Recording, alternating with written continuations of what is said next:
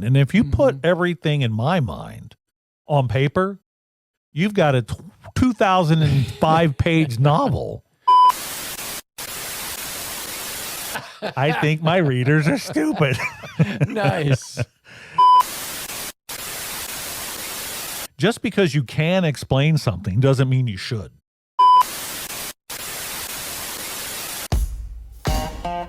It's the Screenplay to Novel podcast with Mark Reynolds and Tom Swain. 10-4 on that. Good buddy.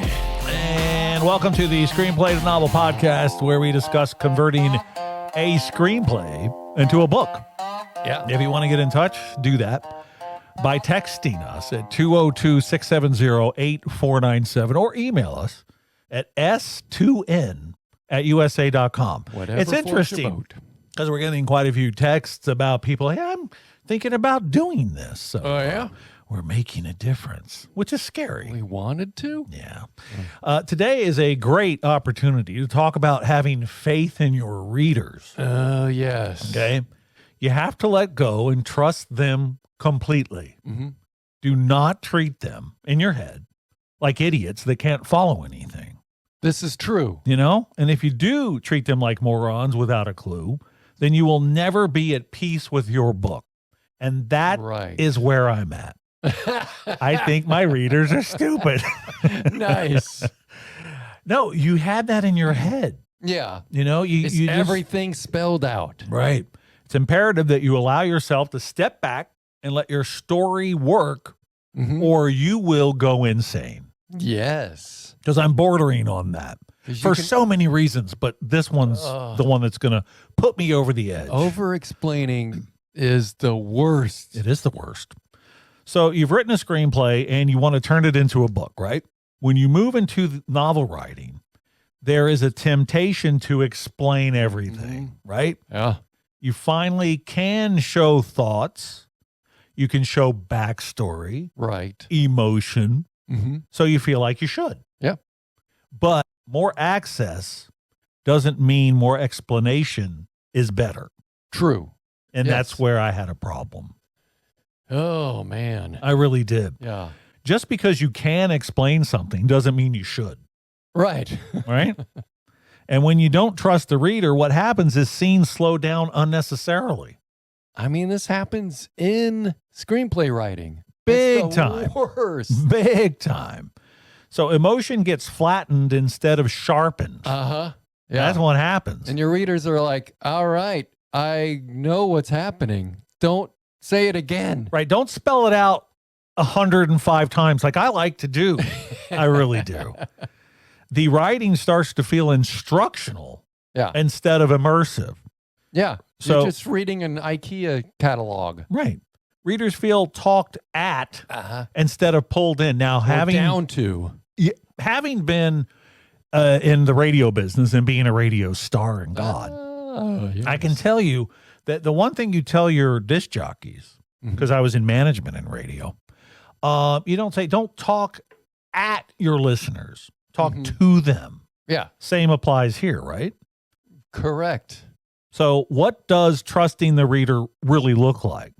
Letting action and dialogue carry meaning. That's what it looks like.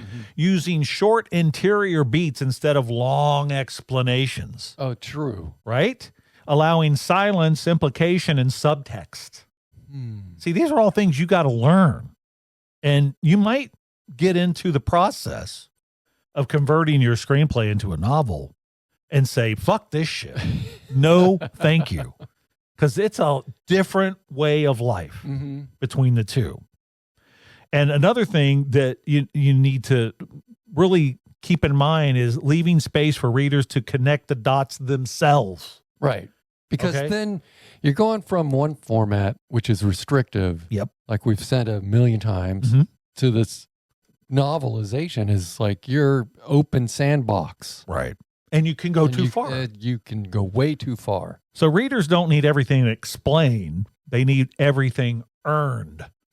That's the way I have to look at it. And it's hard to do. And I still have that issue. Yeah. I really do. There's, you have to have dialogue, but it's just the dialogue vomit that I've seen in some books and movies that somehow get produced. Yeah. And TV shows. Mm-hmm. I'm just like, how? How did it happen? That's the big question. You got to be aware of that, of talking down to your audience or over explaining or explaining things twice, 3 times.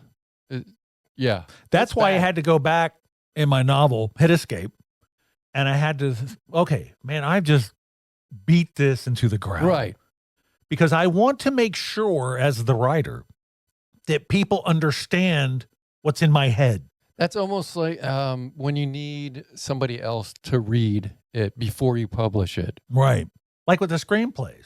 Mm-hmm. You know, you were my sounding board. Oh, so I could read. I've read it. Right. And told you, this makes sense. That makes sense. Or too much. I don't get it. Right. Or I've heard it again. And some people use AI for that. So they'll paste it in and say, does this make sense? Don't trust AI to guide you. Yes, it totally makes sense. Right. And it doesn't. It usually tells you what you want, which is scary. Of course it does. Yeah, it's very scary.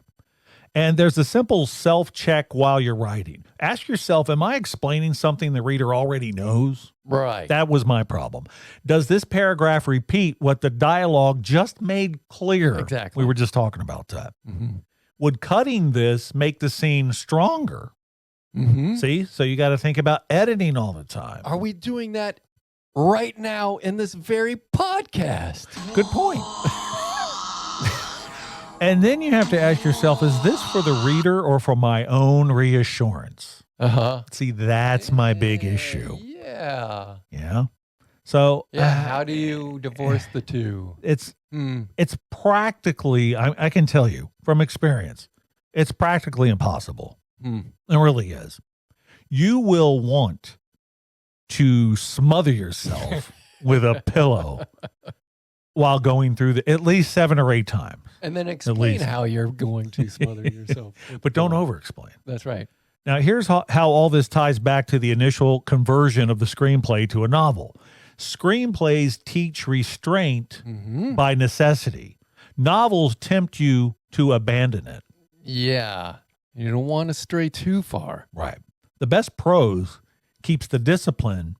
It adds depth, not excess. So we keep saying, don't explain over and over and over. And then it's just, you're losing. Exactly.